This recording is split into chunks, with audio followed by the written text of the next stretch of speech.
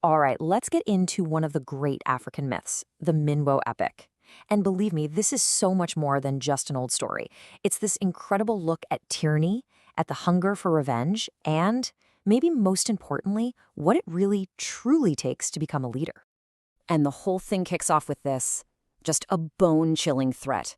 These are the words of a ruler named Mwindo. This is a man so obsessed with holding on to power that he's willing to do the absolute unthinkable. And this one decree, it puts this entire epic saga into motion. But when you make a rule like that, you're pretty much daring fate to challenge you.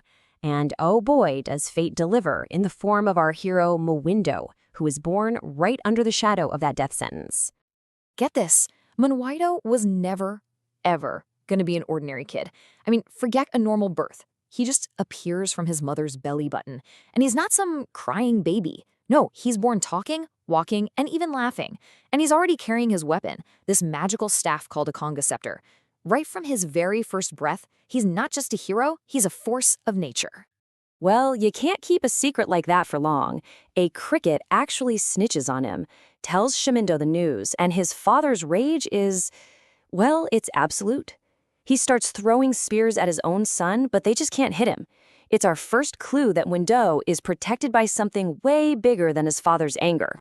So since he can't kill him, Mwindo does the next best thing. He has his men seal little Mwindo inside a wooden drum and just toss him into the river.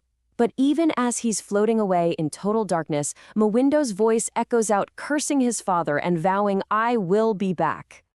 And that single vow changes everything. Mwindo, of course, survives. He makes it to safety. But now his entire life is driven by one thing and one thing only, revenge. But his path isn't just going to be about pure rage. Something else is about to enter the picture. And this is where it gets really interesting. He finds his aunt, Nyanga, who is basically the polar opposite of her cruel brother. She's full of wisdom. So you have this huge conflict. Mwindo is just burning with this need for vengeance, no matter the cost, while his aunt is constantly trying to steer him toward a totally different path, one built on wisdom and on mercy. But, that's a tough lesson to learn when you're that angry. When Mwindo finally gets back to his home village, Tubando, his father's already gone. His aunt tells him to show mercy, but Mwindo, he's just not listening. He lets his rage take over, summons lightning from the sky, and completely destroys his own home. He's got all the power in the world, but zero wisdom to control it. In the middle of all that destruction, his aunt spots an uprooted kikolka plant. Now, this isn't just any plant. Its roots are magical. They can open a path to the underworld. And she realizes that's where her brother has gone. So from Mwindo, the chase isn't over. It's just gone underground. His first stop down there is the home of Musa, the god of the underworld, and right away he's put to the test. Musa gives him this impossible task: plant thousands of banana trees on a totally barren mountain. But Mwindo just uses his magic to make the axes do all the work in an instant. Musa, furious, attacks him, but Mwindo's scepter is just too powerful and it defeats the god. So yeah, Mwindo's tough, but his trials are just getting started. So he's beaten the god of the underworld, but he's still no closer to finding his father. That is, until an ally appears, literally out of the sky. A hawk flies down and tells him exactly where Mwindo is hiding. In a cave, and it's guarded by a terrifying aardvark named Ntumba. The chase goes deeper and deeper into the dark. But just as he's about to finally catch him, Mwindo escapes again. And this is where Mwindo faces his biggest test yet. It's not a battle of strength this time. It's a battle of wits, of character, against the supreme god of fire himself, a being named Shibarungu.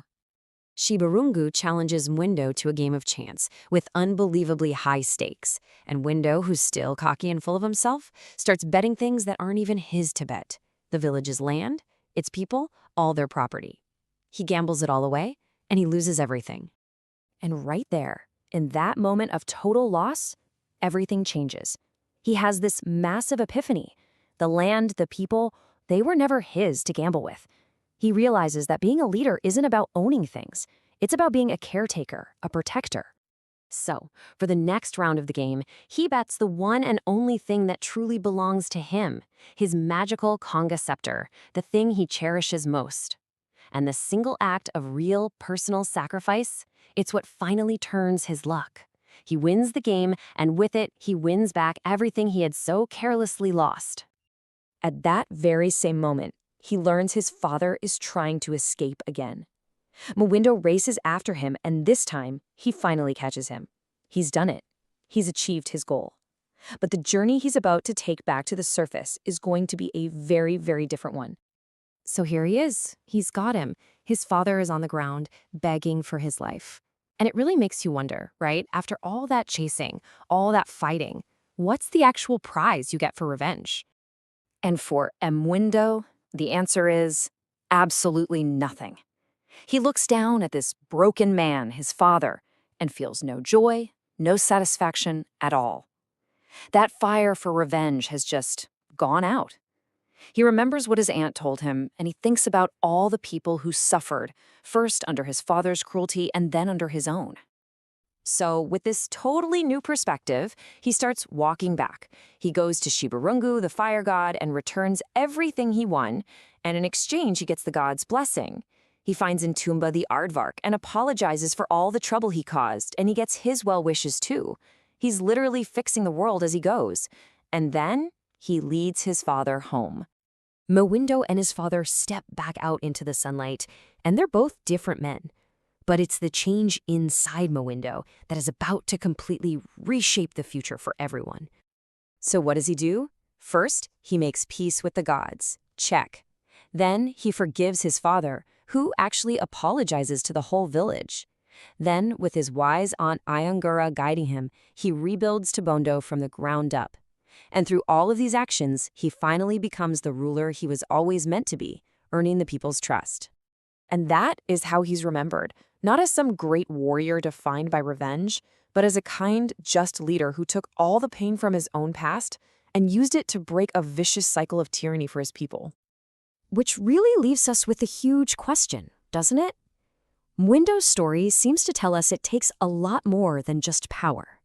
It takes sacrifice, it takes empathy, and it takes the wisdom to choose to build something new instead of just getting even. And that's a lesson that is just as powerful today as it ever was.